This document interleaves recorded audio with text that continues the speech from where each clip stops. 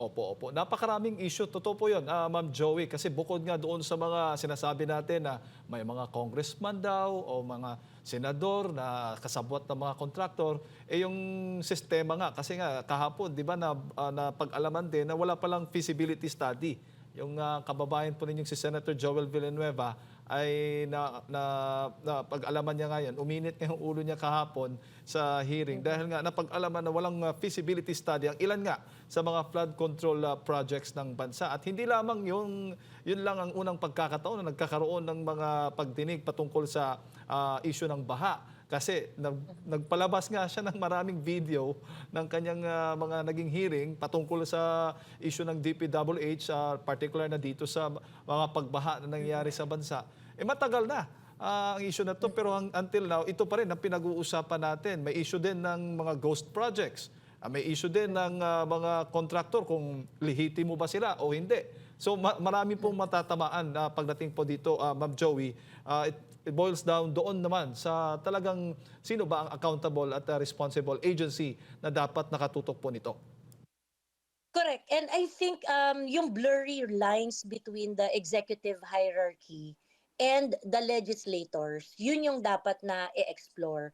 Kasi ang justification ng bawat proyekto ay dapat manggaling sa executive.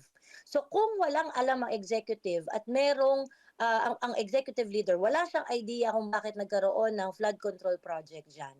Kunwari, ang example natin si Daniel Fernando dito sa Bulacan. Ang claim niya maraming mga flood control project dito sa Bulacan na wala siyang alam. Ngayon, hindi mapupondohan yung project na iyon because somebody could have inserted that project. It cannot come from thin air. So ngayon, in as much as Daniel Fernando is saying na hindi namin alam yung flood control project na yan kung bakit ipinatayo dito. So, sino ang nagpasok niyan sa kamera? Bakit na-budgetan yan? At the end of the day, yung feasibility studies, nasabi nga ni Senator Win Gatchalian, na kapwa ko rin Bulakenyo, na may mga project na walang feasibility study. At the end of the day, ang hinahanap natin dyan, justification eh. Kasi you're going to use the money, the public funds to build that project. Feasibility study is one justification that you can use na worthy na pondohan yung proyekto na yan. Maaaring merong ibang mga source ng justification, no? Like for example, yung deliberation ng Development Council na namili ng proyekto na yan.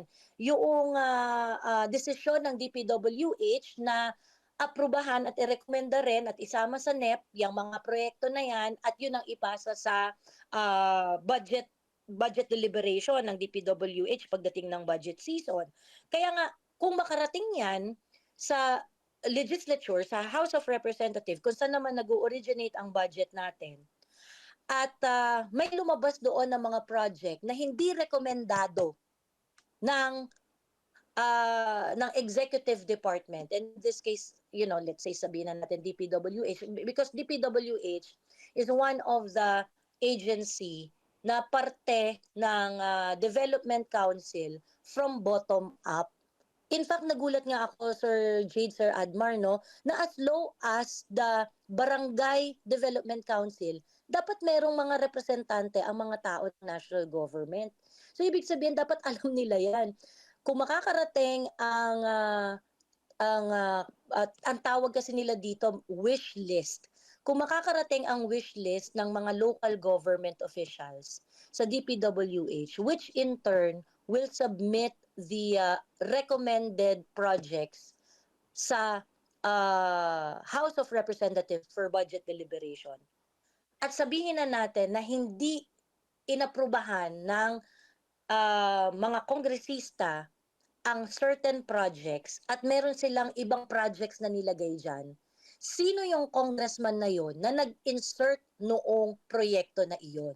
Again, it cannot come out of thin air. Somebody has to justify yung mga nirelease na pera para sa mga ghost projects.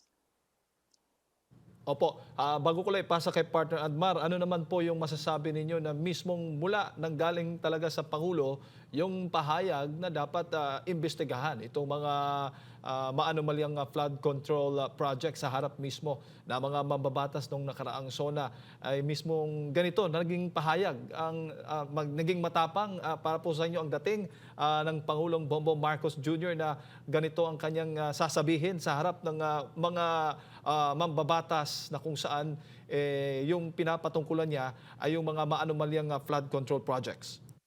Mhm. Sir Jade, he's telling us what we want to hear, no? Gusto natin na accountability dito sa mga flood control project na ito. Pinagmalaki niya ito noong kanyang 2024 na SONA. At immediately after that, finak-check nga siya ni Mother Nature eh. Dahil nakita natin ang daming mga lugar na binaha na hindi naman talaga binabaha noon. At para sa Pangulo na ipagmalaki ang mga flood control project na hindi naman nakatulong, hindi naman nakapagbigay ng depth sa flooding problem sa Pilipinas. Action like this is ano no, kumbaga para is making up for whatever he said noong 2024. Ano 'to eh, ito yung mga salita na dapat lang. Ngayon,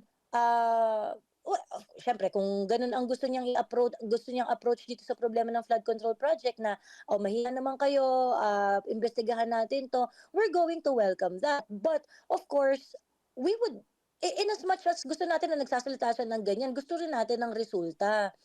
No matter how much, no matter how angry he is about the situation, kung walang resulta, walang napala doon ang sambayan ng Pilipino. So I hope it's not just going to be a lip service. Kasi sawang-sawa na ang Pilipino sa mga boka-boka tapos wala namang resulta.